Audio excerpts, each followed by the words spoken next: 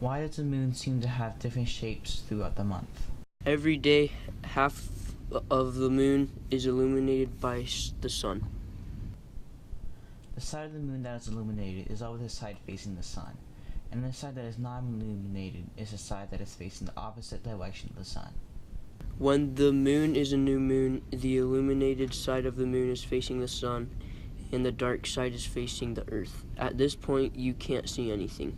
As the moon moves through the phases, standing in the north, you can start to see parts of the earth because of when the sunlight reflects off the moon's surface. The first phase is called a waxing crescent moon. As the moon moves further through the orbit, 1/4 of the way, it's called the first quarter, also known as a half moon. Right now, half of the side that we can see is illuminated. As the moon gets 1/8 farther through its orbit, 3/8 of the way in total, you can see about 3/8 of the moon.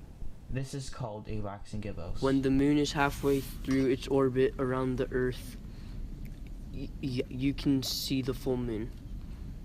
You can see the full moon because the half of the moon that is facing the sun is facing the earth also. Now the cycle will reverse in the other direction, and less of the illuminated side of the moon will be visible from Earth. The only difference now is that waxing crescents and gibbous moons are called waning crescent and gibbous moons. In conclusion, depending on the position of the moon, we will see the moon in different shapes because we can only see half of the moon. Only half the moon is ever illuminated by sunlight, making different shapes appear on the moon when seen from Earth.